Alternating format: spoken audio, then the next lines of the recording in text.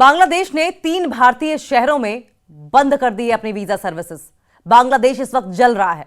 बांग्लादेश में लोग मारे जा रहे हैं, रॉयट्स हो रहे हैं और इसके साथ साथ टारगेट किलिंग्स हो रही हैं। और टारगेट किलिंग्स में यह भी नहीं देखा जा रहा है कि सामने कोई छोटा सा बच्चा है, मासूम बच्ची है, कोई नेता है, कोई आम शहरी है।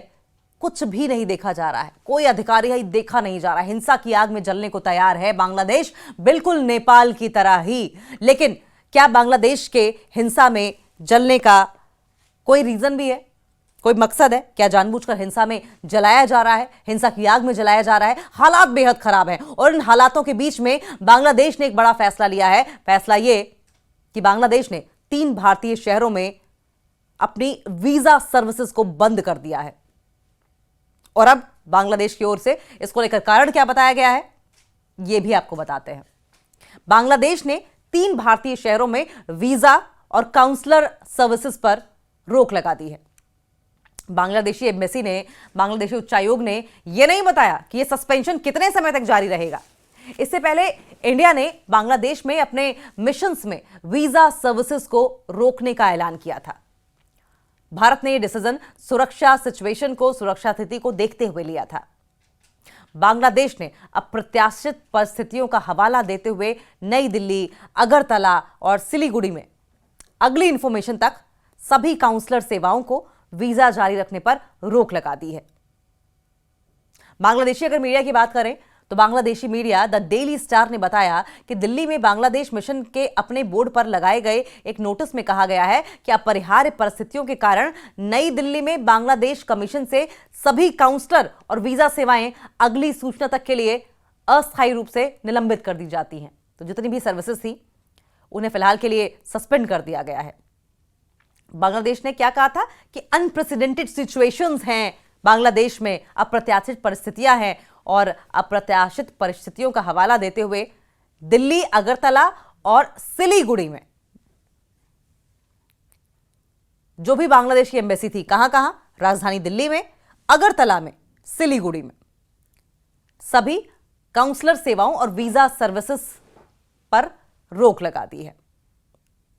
बांग्लादेश ने अब वीजा की सर्विस क्यों बंद की, सवाल यह भी उठता है। देखिए, यह कदम तब उठाया गया जब अखंड हिंदू राष्ट्र सेना के कुछ सदस्यों ने, कुछ मेंबर्स ने सैटरडे को दिल्ली में हाई कमीशन के सामने विरोध प्रदर्शन किया, प्रोटेस्ट किया और बांग्लादेश के खिलाफ नारे लगाए। यह प्रोटेस्ट बांग्लादेश में लिंचिंग के बाद जलाए गए 27 वर्षीय हिंदू व्यक्ति दीपू चंद्र दास की हत्या के बाद विरोध में किया गया था। दीपू चंद्र दास, दीपू दास के नाम से भी इन्हें जानते हैं। इस दौरान प्रदर्शनकारियों ने मोहम्मद यूनुस के नेतृत्व वाली सरकार से बांग्लादेश में हिंदुओं की रक्षा करने की मांग की है। और ये सब हुआ क्यों? इतनी बड़े पैमाने पर हिंसा क्यों हो रही है? इतना बवाल, इतना ड्रामा क्यों हो रहा है? उस्मान हादी की मौत के बाद बवाल मचा हुआ है। उस्मान हादी की मौत के बाद बांग्लादेश में युवा नेता शरीफ उस्मान हादी की मौत के बाद विभिन्न हिस्सों में हिंसा और तोड़फोड़ की घटनाएं हुई और इसी दौरान चटगांव में सहायक भारतीय उच्चायोग के आवास पर बृहस्पतिवार को पथराव की घटना भी हुई। आप समझिए, किसी को नहीं बख्शा जा रहा है। लेकिन यह बहुत इंपॉर्टेंट है कि चटगांव में जो सहायक इंडियन एम्बेसडर का घर है, इंडियन एम्बेसडर का, उनके घर पर स्टोन बेल्टिंग की गई, भयंकर पथराव किया गया।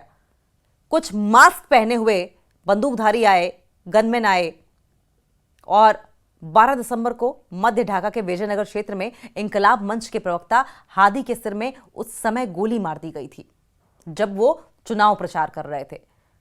हादी उस्मान अब की बार 12 फरवरी को होने वाले इलेक्शंस में उतरने वाले थे, चुनाव लड़ने वाले थे। बाद में सिंगापुर में इलाज के दौरान उनकी मौत हो गई। पिछले साल छात्रों के नेतृत्व में हुए विरोध प्रदर्शन के प्रमुख नेता हादी 12 फरवरी को होने वाले आम चुनाव के उम्मीदवार थे। इन विरोध प्रदर्शनों के कारण शेख हसीना के नेतृत्व वाली सरकार गिर गई थी। भारत ने भी चटगांव में वीजा सेवा निलंबित कर दी है। जाहिर है कि हिंदुस्तान भी कोई कदम लेगा। भारतीय वीजा आवेदन केंद्र यानी कि IVAC ने एक स्टेटमेंट में कहा कि चटगांव में भारतीय सहायक उच्चायोग में हाल ही में जिस तरीके से इंसिडेंट हुआ है उस इंसिडेंट के कारण आईवीएसी में सेवाएं सस्पेंड कर दी गई हैं। आईवीएसी के मुताबिक बंदरगाह शहर में स्पोर्ट सिटी में भारतीय वीजा संबंधी सभी सेवाएं 31 दिसंबर से अगले आदेश तक बंद रहेंगी। स्टेटमेंट में कहा गया कि सुरक्षा स्थिति की समीक्षा के बाद वीजा आवेदन और जितने भी वीजा आवेदन केंद्र हैं उनको फिर से खोलने के संबंध में आगे घोषणा की जाएगी। बांग्लादेश में भारतीय मिशनों की सुरक्षा बढ़ा दी गई है। बांग्लादेश के सिलहट में भारतीय सहायक उच्चायोग कार्यालय और वीजा आवेदन केंद्र पर सैटरडे को सुरक्षा बढ़ा दी गई। आईवीएसी ढाका, खुलना और राजशाही चटगांव और सिलहट में केंद्र संचालित करता है। आईवीएसी के एक ऑफिसर ने बताया कि 4 और कार्यालय चालू हैं। भारत ने थर्सडे को ढाका में अपने वीजा आवेदन सेंटर को फिर से खोल दिया है। सुरक्षा संबंधी चिंताओं के कारण एक दिन पहले इसे बंद कर दिया गया था, लेकिन राजशाही और खुलना में 2 अन्य केंद्रों को संक्षिप्त अवधि के लिए बंद कर दिया गया, थोड़े समय के लिए बंद कर दिया गया, क्योंकि भारत विरोधी प्रदर्शनकारियों ने वहां भारतीय दूतावासों की ओर मार्च करने का प्रयास किया था। शनिवार को बांग्लादेश के सिलहट शहर में भारतीय सहायक उच्चायोग कार्यालय और वीजा आवेदन केंद्र पर सुरक्षा बढ़ा दी गई है, लेकिन हालात अब भी सामान्य नहीं है। अब भी हिंसा हो रही है, एक के बाद एक मासूम लोग मारे जा रहे हैं। इस हिंसक भीड़ की जद में जो भी आता है उसे मार दिया जाता है।